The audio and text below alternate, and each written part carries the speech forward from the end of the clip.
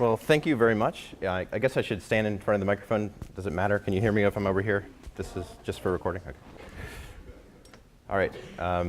So it's really great to be here. Thank you so much for taking time out of your Wednesday to come see a talk on some pretty esoteric stuff.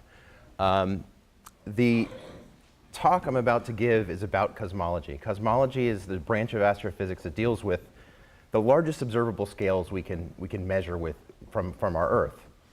And in this process, we address questions like, how did the universe begin? This is certainly a question that's very old. I don't have to convince a scholarly audience that this is something that humans are naturally interested in. But what I'd like to do during the course of the talk is give you a bit of a history, start with a little bit of a history, a very incomplete history as to how we know what we know and how we got here from sort of the first time we looked up at the sky. The hope then at the end of this is that I give you at least a flavor of the current state of the art here. Cosmology is an evolving science. We're learning new techniques every day. The last 25 years have been particularly interesting in that they've seen cosmology go from a qualitative science to one that's much more quantitative. We now know the age of the universe to about 1%. It's 13.8 billion years, and the controversy lies in sort of the next decimal place at this point. So I'm trying this remote thing here. Okay, great. So I usually use this slide when I give talks to motivate, that humans really do want to naturally seek their origins. Again, to this audience full of scholars in liberal arts and sciences, that's not particularly something that you necessarily need to be motivated about. But Father Peter actually referenced this slide in his talk to the faculty a few weeks ago, and I thought it was a very appropriate symbol of the cross-disciplinary approach to human discovery. Now, we break up our quest to understand the human condition into various subfields. We do this with the understanding that there's one global picture, and this is a very artificial distinction. However, when we break it up into subfields, it makes it tractable. It makes the arguments, it makes the process useful in that the tools that physicists use are going to be different than the tools that, say, sociologists use. So we make these distinctions, and of course we have our friendly rivalries between fields here, as this comic artist demonstrates, but we need each other. We need each other, and we need to talk to each other in order to really understand what the big picture is. Now, the other point here that's interesting is that fields arranged by purity is a little bit too heavy-handed, but it is fields arranged by simplicity. For example, the types of systems we care about as physicists and as cosmologists, and the types of systems I'll be talking about today, is much, much simpler than the type of systems that sociologists deal with. Therefore, we're much closer to the fundamental language of nature, which is mathematics. And so the models that we're going to be talking about today are those that are fairly highly mathematical and increasingly accurate models of our universe. So before kind of proceeding too far here, I want to make kind of a very unromantic statement about science. In a very real sense, science is all about data compression. We want to take the data around us, the things we observe about the universe, and we want to compress those into fewer parameters. In other words, we want to find patterns, or what we call models, that help us make predictions about the world we live in. I'm going to go with a very simple example here, that of just an object that you drop.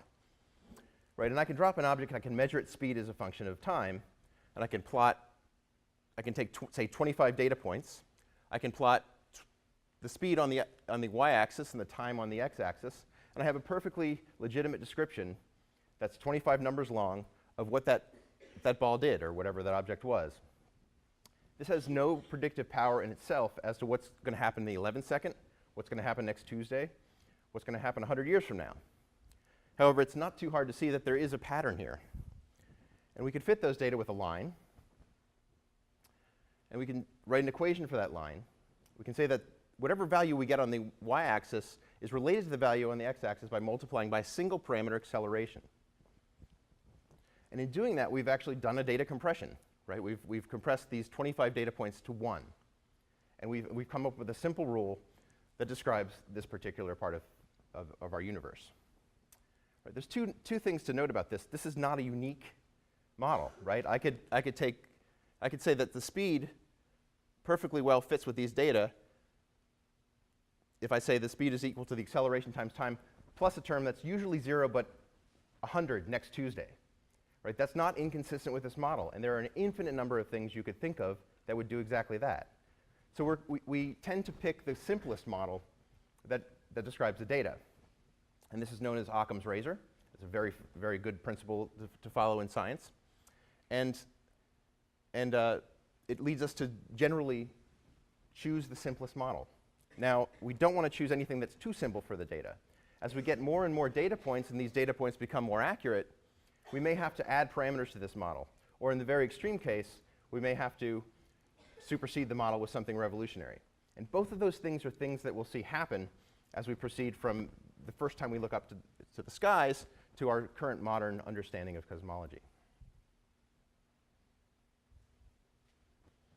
OK, so we're going to talk a little bit about a road to a modern cosmology here.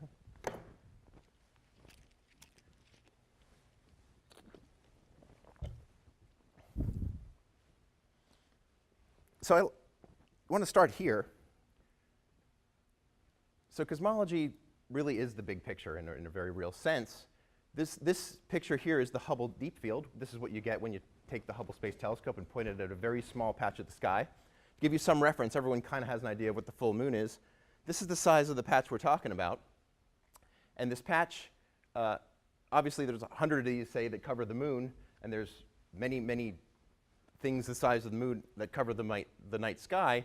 And everything you see here, with the exception of this guy here, and this guy here, is a galaxy outside of our Milky Way.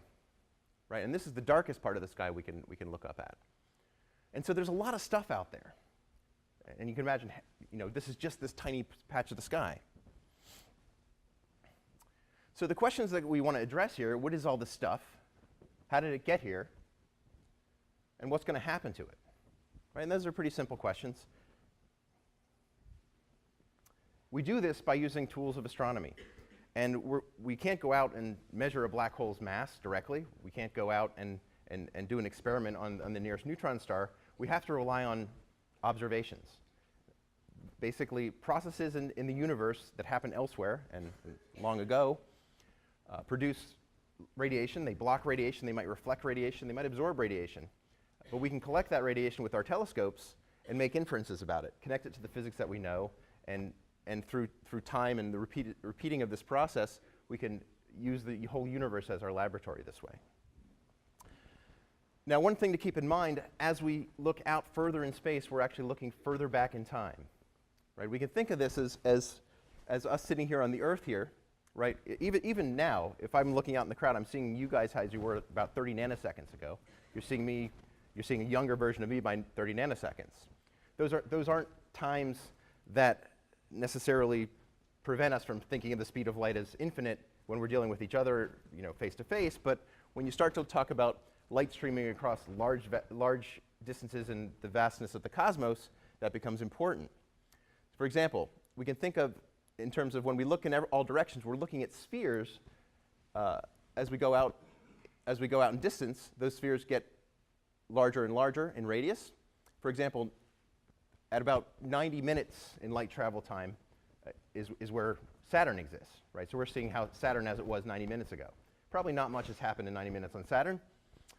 But if you go out further, for example, if we go out if we look at the ring of, or the sphere of light that comes from 24,000 years ago, that's about the distance to the center of our own Milky Way. So we're seeing the center of the Milky Way as it was 24,000 years ago. So there could be some pretty arrogant aliens here looking back at us, seeing as we were 24,000 years ago, playing with their abacuses, whatever the plural of abacus is.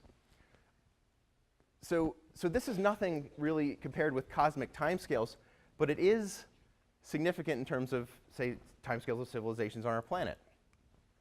If we look back even further, I'm skipping a lot of stuff here. I'm going back all the way to 13.3 billion years. 13.3 billion years ago was when the first stars were formed in our universe. Now, these first stars were really important. They took the primordial hydrogen and helium in our universe and formed them into the heavier elements like carbon and oxygen that are really important for things like planets and life. But if we go back even further than that, to 13.8 billion years, the age of our universe, the universe was a lot different kind of place. The universe was very homogeneous, very uniform, very hot, and much denser on average than it is today. It turns out that if we look all the way past everything else we can actually see the afterglow of this epoch in our universe, this relic radiation which we call the cosmic microwave background. This cosmic microwave background will play a really crucial role in our story coming up in about maybe 10 to 20 minutes or so.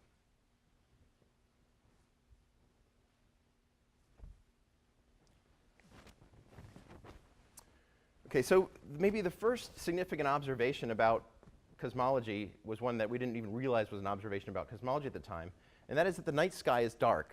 When we look up at the night sky, it's dark, right? We don't even think anything of that. It's just always the way it's been for us. And what I'm going to introduce here is something called Olbers Paradox, which is paradoxically not discovered by Olbers, but by somebody else in the 16th century. And the idea was that if the universe were infinite in extent and infinitely old, then every line of sight we look at should end in a star. So the night sky should be extremely bright. And here's a nice illustration I found online of this paradox. If you think about kind of populating the universe with all the stars in this infinitely old, so that an infinitely large universe, then you should see a very bright thing when you look up at night, and we don't. So maybe this was a clue. So to start off with, I think the most relevant early theory in cosmology was that of Ptolemy. Ptolemy, of course, said that the Earth was at the center of the universe, and the universe was kind of the size of the solar system in terms of this, and that the planets and the sun and then the external, the background stars were all rotating around an Earth that was stationary. And we can look at that and say that's very simple, but it did actually achieve all the things that a model should achieve. It was predictive. It was easier than saying the sun is there now and there now. We can say we can trace the path of the sun because we're considering it to be orbiting around the Earth. And it fit the data of the time, right? Now, the other thing to note about this is that this happened in the 1st century, right? This theory lasted in all different fixes and incarnations for over 1,000 years before it was overturned. And if you think it's really not relevant, still, you can kind of look at the picture that I showed before, and sometimes it's useful to think of things this way, right, in your reference frame with things outside of it. So eventually, this theory got to be a little clunky. We talked about simple theories in astronomy. Well, by the time Copernicus rolled around, this theory had something like 26 free parameters because it had epicycles and complex circular motions attached to other circular motions. And 26 free parameters starts to get a little bit clunky. So the Copernicus idea of the heliocentric universe was really one of those times when the entire paradigm had to shift. You had to think of things in terms of a model with many fewer parameters. And this also did a great job of predicting for the data that they had in hand. Now, at that point, things moved slightly faster. We had a few key realizations along the way. Tycho Brahe did some of the most excellent naked eye observations, very accurate, of heavenly objects, to which Johannes Kepler actually was able to fit new models and was able to test that Copernican theory of circular orbits around the sun, and came up with 3 laws of planetary motion, which said that those weren't actually circular orbits anymore. They could be generically elliptical orbits. So there were more free parameters that had to be added to Copernicus's theory in order to make this model continue to be relevant. Of course, Galileo is most famously maybe known for his either dropping the balls off the Tower of Pisa, which may or may not have ever happened, but also for his support of the Copernican theory. In addition, he was one of the first people to use a telescope to look at the universe outside of our Earth, and discovered moons around Jupiter, further providing evidence for the Copernican view of the world. And finally, Isaac Newton was able to do something that was, for I believe, the first time in all of human existence. He was able to take these phenomenological rules, these phenomenological models, and tie them to fundamental physical principles. That is, the universal law of gravitation and Newtonian dynamics principles that describe motion. So up to this point, the universe really was just considered to be the solar system, as we would call it today. But with the advent of the telescope, observations were able to be more clear, and we were able to see more of the universe surrounding us. And Charles Messier was able to find things out in space that didn't move like planets. They didn't look like stars. They were these fuzzy objects, which we now understand to be things like galaxies outside of our own Milky Way, or areas where stars are forming, big clouds of gas where stars are forming in our galaxy. But things hit another time for revolution in the beginning of this past century. The modern foundations of cosmology rely on Einstein's 1915 theory of general relativity. This is a revisiting of gravitation. Newton's laws were very good and very predictable, but in general they had some problems. So Einstein's theory of general relativity was actually a reimagination of gravity in terms of its effect on the actual geometry of space and time. And what this basically says is well paraphrased by John Wheeler here, is that space-time, this object that combines both space and time into one thing, tells matter how to move, matter tells space-time how to curve. And the idea here is that massive objects, if we think of space-time as a two-dimensional sheet here, I can't think in 3 dimensions curving into 4, so the easiest thing to do is to take that down a dimension and think of 2 dimensions curving into 3. When you have a heavy object, it bends the space itself and redefines what you think of as straight lines, so that things will now move on straight line paths in this curved space. Well, it wasn't too long after that. I believe it was maybe a couple years after that that the idea of applying general relativity to the universe as a whole was born. And this is the cosmological principle, the idea that the universe on large scales is homogeneous and isotropic, meaning that it's the same anywhere you go. The universe on the largest scale should look the same wherever you are in the universe. And it should be the same in any direction you look. Well, this was actually attributed to Einstein himself in 1917, but it was applied by two individuals, Alexander Friedman, who was a Russian/Soviet physicist, and Georges Lemaitre, who was a Jesuit priest from Belgium. And they discovered that if you take Einstein's equations and you apply the Copernican principle to try to apply it to the universe as a whole, then you can't find any solutions where the universe doesn't expand or contract, as long as there's some kind of matter or energy in the universe, which by the observation that we exist in here, there is. So there aren't any steady state solutions. And incidentally, Georges Lemaitre was the Villanova Mendel Medal recipient in 1934 here. So this wasn't a theory this was one of those theories that sounds really crazy when people first heard it. Einstein himself really hated this idea. He liked the idea of a steady state universe. And this actually started a battle that would rage on for the next half century or so. But of course, you come up with a crazy theory, you have to kind of come up with a way to test that theory. And in 1929, Edwin Hubble did. Edwin Hubble is, of course, the person that they've named the Hubble Space Telescope after. And what he did was he took some of these galaxies that I showed in the Messier slide, and he measured their velocity based on the fact that they have a Doppler shift, and he measured their distance by looking at particular objects that are assumed to have the same luminosity. And he found a relation that the recession velocity, that everything was moving away from him, was equal to the distance times some constant, which I'm sure someone else named the Hubble constant. This law still applies today for objects close enough to us. And this is actually evidence that we're sitting in the middle of a uniform expansion. Let's see if I can kind of try to convince you of that here. Say we're living on the surface of this sphere. This is our space. We're not allowed to go through the sphere. We're just allowed to slide along the surface.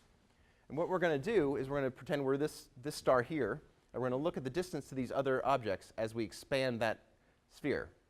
As you can see, as you expand it, this object moves away, but not quite as much as this object. And since they're happening in the same amount of time, this object is actually moving away faster than this one. So the question then is how is this proof of a uniform expansion? Well, you can switch your frame of reference from this object to any one of these objects and get the same answer. So it doesn't matter where you are, even though all the objects are seeming to move away from you, that doesn't mean you're at the center of an expansion. It just means that you're one member of that expansion throughout the universe. So again, that was the first bit of evidence that supported this crazy idea that the universe was expanding, because, of course it wasn't. It was the reaction of most people, I'm sure. This led people to kind of run the clock backward, specifically these folks, Ralph Alpher and Robert Herman. If you run the clock backwards, you take all the matter in the universe and you contract the universe, you get a hotter, denser universe. Like the Big Bang Theory theme song says, the universe started in a hot, dense state. Well, it turns out that if you do that, you should produce radiation in that early universe that would expand and cool with the universe, and we should be able to look out and see something around 5 Kelvin temperature, a radiating body at the temperature of about 5 Kelvin. That's 5 degrees above absolute zero. So people in the 1960s started looking for this. So the idea here is that instead of looking up, if your eyes could work in the microwave part of the spectrum, which is where this radiation would come from, you wouldn't see a dark sky at all. You would see a uniform glow everywhere. But we can build instruments that do that. And in 1963, this faint afterglow of the earliest part of the universe was discovered by Arno Penzias and Robert Wilson, just over the river in New Jersey. They won the Nobel Prize in Physics for this discovery in 1978 with one of the most boring titles for a journal article ever, a measurement of excess antenna temperature at 4080 megacycles per second. Now, what is this radiation? Well, let's take a simple example of thermodynamics here. If you have two objects at different temperatures, you bring them into contact with one another, they'll achieve the same temperature. And that's because there's tiny collisions between say this is a gas, tiny collisions between the molecules or ions in the gas with these guys, and they'll share their energy equally. And in the end, they'll have a distribution of, this side will have the same distribution of movement of molecules as this one will. Well, the same is true of particles of light. Light will actually scatter off if there's ions in the system, the particles in the system. And the long wavelength, low energy light in this side and the high wavelength, the high energy, short wavelength light in this side will eventually thermalize into a distribution that's well understood by physicists. That looks like this. This is what thermal radiation looks like, and what we're looking at here is the frequency of the light here and the relative amplitude over here. So this kind of explains why you see certain things in different colors. Really hot things, if you take something at 15,000 Kelvin, it has most of its radiation in the visible. It'll look a little blue, but it'll also have some ultraviolet radiations emitting from it. If you cool it off a little bit, you can get white light around 10,000 Kelvin. That's because across the spectrum, you get a very even amount of red and blue, but you still generate a whole lot of infrared microwaves and some ultraviolet. Red things are about 5,000 Kelvin, red hot dark things, because they have much more red light than they do blue light. And if we cool, in this room itself, we're about 300, our chairs are about 300 Kelvin, where we're not touching them. That kind of a warm thing will emit radiation in the infrared. And so if you're thinking about making, say, night vision goggles for the military, you'd want to build something that was sensitive to this right here. Liquid nitrogen is about 77 Kelvin. That moves the peak over further in the infrared. And then our relic radiation that was discovered by Penzias and Wilson is down here in the microwave part of the spectrum.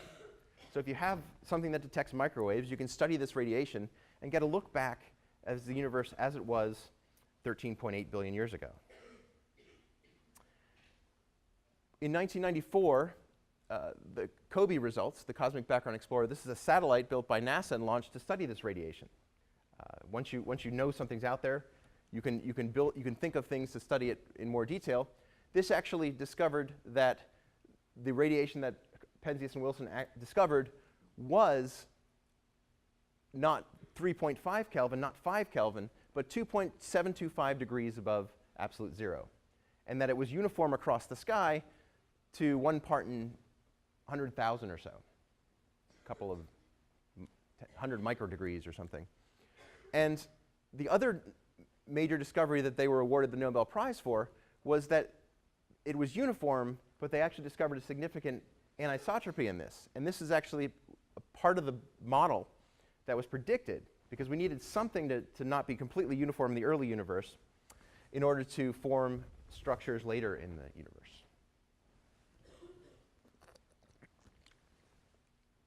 So just another view at that. So the night sky would look mostly uniform, if you could view it in the microwave, with little hot spots and little cold spots across the thing. And what's going on here is that you have an almost smooth initial condition that gravity and time make into the galaxies and other structures we see today. So there's two other pieces to this puzzle that we have to kind of go through very quickly. Throughout the 20th century, there were several ideas that there could be stuff out there that doesn't interact with light. And by not interacting with light doesn't mean it just doesn't emit light. If you shine something at it, nothing happens. The light goes right through. So it doesn't reflect light, it doesn't absorb light, it doesn't emit light.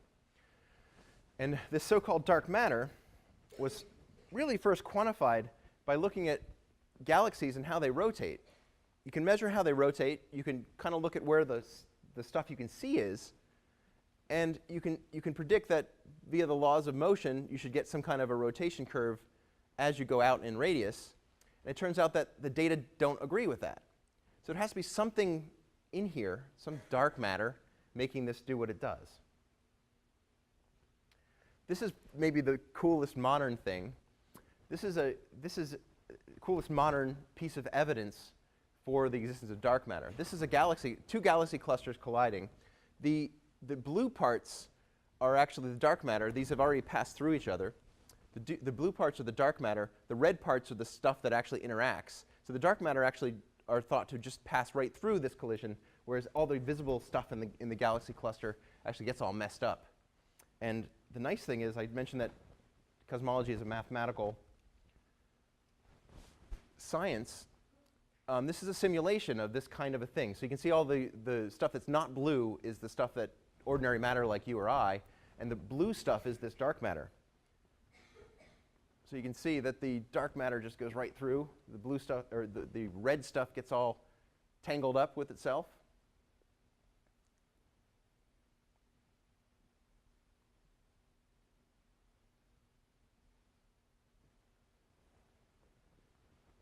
And you can see somewhat of an agreement with the observed data here. And then you can run the model. The model has predictive power too. If we could wait this long, we could maybe go out and measure this bullet cluster again at some point and see what it's doing. So the other piece lies in this original idea of the expansion of the universe. So people took Hubble's idea. Hubble got his value for that proportionality constant wrong by about a factor of 50, according to our current understanding of this thing. But there's two things that Hubble's expanding universe predicted. One is that the matter in the universe could either reverse the expansion if there was enough matter. Eventually, the universe would then come back together in a big crunch, or that matter would slow the universe, but not be enough to totally reverse the expansion. So we'd expand forever, but the universe would keep kind of slowing its expansion.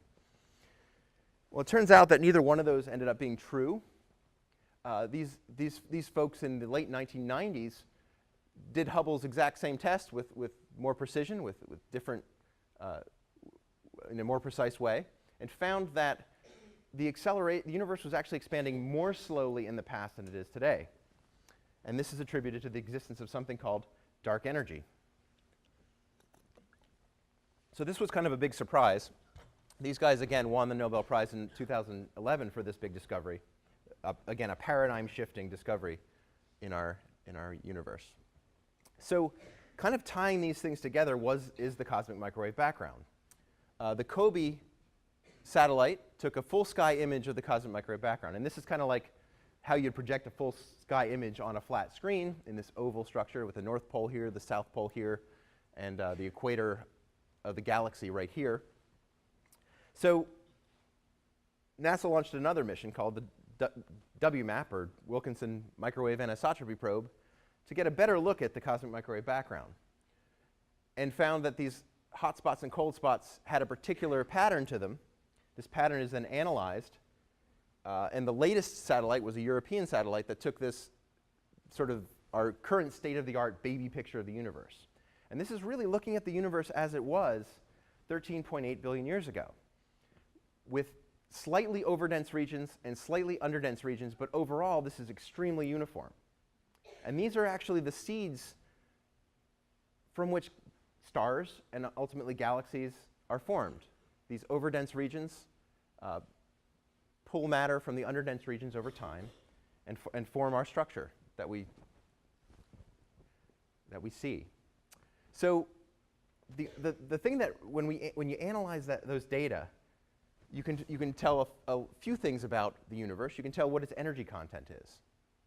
And these are two separate experiments that agree fairly well. The good news is we have 4.6, or somewhere about 5% of the universe is pretty well understood. This is everything in the periodic table. Then we kind of get into the quarter of the universe that, well, it kind of acts like gravity matter in the sense that it's attractive gravitationally, but we really don't know what it is. It doesn't interact with light at all, but it seems to be necessary to form structures in our universe. And then we have this 2/3 of the universe out here, this big red pie slice, which is this dark energy. And this dark energy is pushing the universe apart faster than it was in the past. And that's the nature of that is really not well known at all. We know that the age of the universe is about 13.8 billion years. Even 20 years ago, we didn't know that number within a few billion years, and now we know it to about 1% accuracy. The Hubble constant, this value that Hubble got wrong by a factor of 50, 20 years ago it was still between 50 and 100 were kind of the error bars, and now we know it to about a couple percent or so. So these precise measurements are what allows us to actually do this.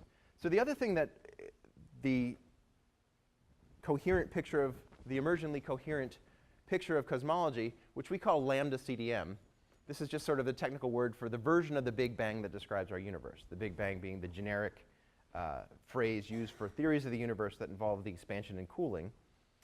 This is a nice way to picture everything that's ever happened. The Big Bang expansion, 13.7, or really now it's kind of revised to 13.8 billion years, but time goes from here and increases in this direction. And space is illustrated as circular slices through this horn-like structure. And so what we think happened, based on the ideas based on our current understanding of cosmology, is it starts off in a very small event here. The universe that we can see starts off about the size of a proton. It inflates exponentially to cosmic scales in a very, very short amount of time. Eventually, the universe cools enough that it releases this afterglow light, this cosmic microwave background. Remember, this is a very uniform universe at this point. It takes about 400 million years for that universe, for the dense parts to steal from the less dense parts, form galaxies, ignite the first stars, start to produce all of the heavier elements that we need for life and planets and all that wonderful stuff. And then that chemistry all evolves throughout the next 9 billion years or so. At about 9 billion years, the dark energy becomes the dominant form of energy in the universe and ignites the expansion, or reignites the expansion in an accelerated fashion. So those are the two basic results right now. We know what our universe is made out of, and of course, what's happening to it. There's a bunch of things that we don't quite understand about the details of this, though. There's some questions in terms of why is well, we'll get to the details of the questions in a second. I mentioned this thing called inflation at the beginning of the little trumpet horn thing. And these kind of questions are actually pretty dissatisfying to cosmologists in the sense that why is the universe expanding? Contracting is also a solution to Einstein's equations. The universe turns out to be geometrically very flat in the sense that there's no intrinsic curvature. And this is kind of puzzling because the universe, if it had any curvature at all, the universe would have amplified that curvature over most of its history. And it hasn't. That hasn't happened. Why is the cosmic microwave background uniform? Well, that's another mystery, because if I look on that side of the sky and that side of the sky, I see almost exactly the same temperature to 1 part in 100,000. However, those two parts in the standard Big Bang model, those two parts of the sky had never been in contact, so how could they have been thermalized? And then, of course, we see this tiny anisotropy that Kobe measured. What produces this anisotropy? So one of the answers to this is another crazy theory, this idea of cosmic inflation. Cosmic inflation states that very early in its development, the universe underwent an exponential expansion. And I wrote out the digits because sometimes scientific notation can kind of obscure the magnitude of this. But basically, this is the factor the universe expanded in this amount of time. And again, sounds crazy, the same way the expanding universe sounded crazy. Alan Guth, incidentally, is the person that's credited with really putting this whole thing together, although there's been a lot of people that have thought about these kinds of solutions to these problems over the past 30 years or so. But essentially what inflation is brought in to do is provide causal mechanisms for these initial conditions, the homogeneity, the flatness, and the production of structure. And again, the key to inflation means that our universe came from a very small part of space initially. So the idea behind inflation being able to smooth things out and remove any curvature, again, we were looking at a two-dimensional space here wrapped up on the surface of a sphere. The ant's not allowed to go through the sphere. He's only allowed to run around the sphere. If you expand the geometry really fast, the ant thinks he's in a much flatter version of the space. That's what inflation does. The horizon problem is kind of interesting because, as we noted before, we see the cosmic microwave background in this 13.8 billion light-year sphere around us. Well, if we look in one direction, we see this guy here. He's at about 3 Kelvin. Over here, this guy's at about 3 Kelvin. But they only see things out to their spheres that are concentric with their points. Right? So he's never seen this guy because the age of the universe would have to be twice as large for that to have happened. Another way to look at that is if we turn the whole thing up on its side and kind of look back and we show the paths the light takes. So again, we're sitting here in the center, right? And we're looking back at each side of the circle. But the light from each side of the circle, this one never gets to this spot until the present day. And more importantly, in the past, this guy has never talked to this guy because the history of the universe ends right here.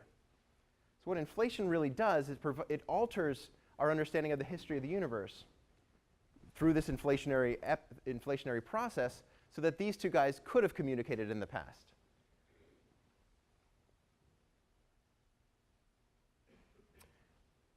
To solve the problem of where the structure came from, inflation says that there's naturally quantum noise in very small regions of space.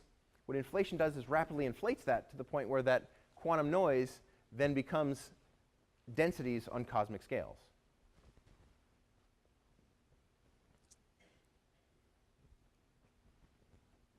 So coming back to our understanding of cosmology as the big picture, so we understand we live in a universe that's mostly dark energy. It's got enough dark matter to make the structures we see, and it's got some other stuff that we find particularly interesting, but the universe isn't made up of a lot of it. We think we went through a period of inflation. We're now in a period of acceleration of the expansion.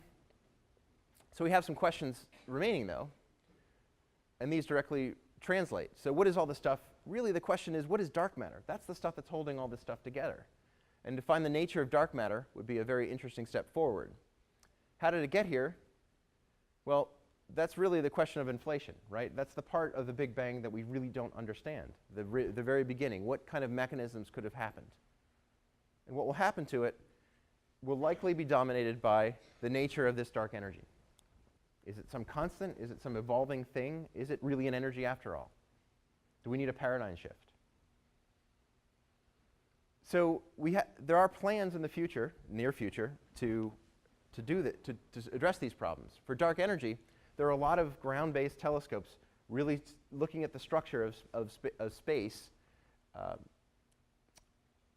In addition, NASA is planning a mission called the Wide Field Infrared Survey Telescope, which will also probe the space. It'll probe the evolution of dark matter and of structure over the past 3 billion years or so, 4 billion years.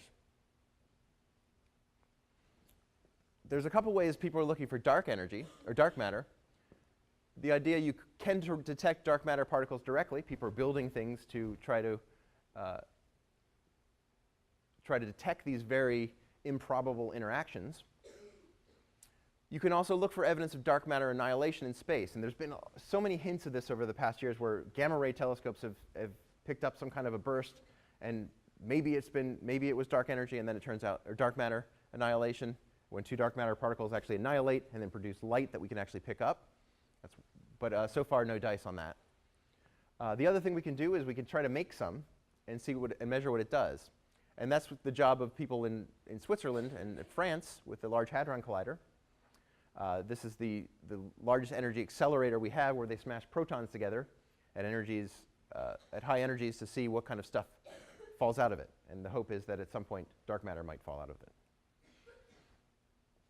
So inflation is something that's maybe closer to my heart. The nice thing is that inflation predicts things that could have actually happened. It turns out that in addition to producing this anisotropy that becomes galaxies, it can also produce ripples in space-time called gravitational waves.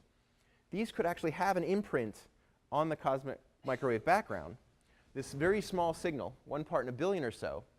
And we're now actually here at Villanova, we're involved in building instruments that are designed to go after this kind of a signal. One of these instruments is the Cosmology Large Angular Scale Surveyor, CLASS. This is led by Johns Hopkins, funded by the National Science Foundation in collaboration with NASA, who is doing a lot of the technology development for this as well. We're building a few pieces of this here, which has been kind of fun. And last summer, a former student of mine and I went down to visit this telescope. Not just visit it, but we actually worked on site to try to get this thing ready for its first observations. This is the site in Chile where this thing lives. We would drive up here every day, about an hour drive from where we stayed. The elevation here is about 17,000 feet. It took about 3 days before you even felt like you could do any work up there because of the extreme altitude. It's a series of 4 telescopes. There's a mount here and a mount here. There's going to be 2 telescopes on here. One of them is actually up and operating at this point, and 2 more telescopes here. And this is all, none of this existed about a year and a half ago. This was all custom built by a small team of people at Johns Hopkins, some people here, and some people at a few other institutions around the country. This is kind of a really nice picture of what the first telescope of CLASS looks like at night. And you can see this beautiful dark sky. We're looking past all this stuff to the cosmic microwave background, which we can't see, but this telescope is built to measure exactly that. Another thing that we're looking to do in the near future is something called PIXI, the Primordial Inflation Explorer. PIXI is a space mission to follow on to COBE and WMAP, with the idea of measuring this background radiation from space to try to measure it with enough precision to detect this polarization pattern from the cosmic microwave background. I want to wrap up here with a couple of comments. We all know the Egyptians because they built the pyramids, right? And this is just sort of to emphasize not just this human endeavor, but human endeavors where we try to understand more about our worlds, try to do things that haven't been done before. And I think we know the Egyptians because of the pyramids, and the kind of things that we do in an academic environment, in a scholarly environment, are things that people will hopefully judge us positively for in the future. But these are the things that we can say we did first. And I think that's kind of an important point. One last thought here.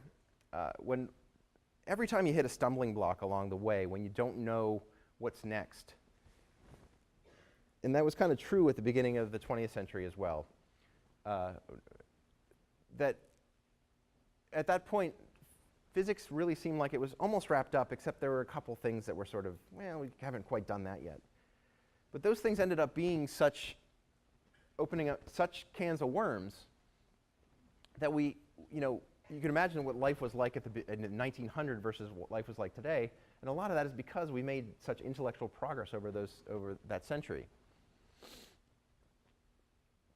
So in cosmology specifically now, we're faced with these three questions. And I don't know that we're at the point where we say we think we're at the end of the road. I don't think that's anyone's saying that at all. But I'm kind of looking forward to seeing what kind of surprises lie for us in the next 25, and maybe beyond that, years. Well, I really appreciate all of your attention this afternoon. Thank you very much for coming. Thanks.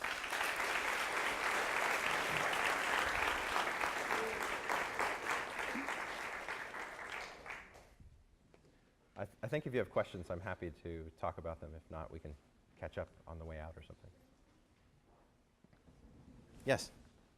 I've heard some discussion lately that perhaps the speed of light is not as constant as we once thought. I hadn't heard that. The speed of light is one of those things that seems to be pretty constant.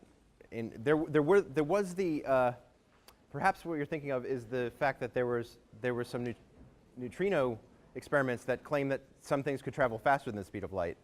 Unfortunately, those ended up being due to a cable that wasn't quite plugged in right. So it's always really exciting. But that's not to say that those guys did anything wrong or didn't do. It's always exciting to explore those things where it looks like the cracks are in the foundation. And most of the time they turn up to be dead ends, but you never know. So it's really important to kind of go after those things. Yes? You were going on the idea that dark matter is particles. What about the suggestion that it's related to primordial black holes?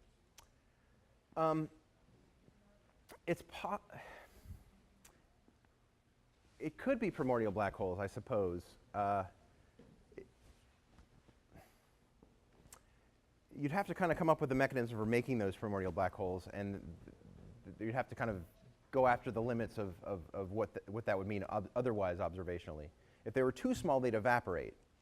If they were big enough, they may be detected elsewhere. But potentially there's some parameter space there where there could also be something like that, for sure. Elizabeth.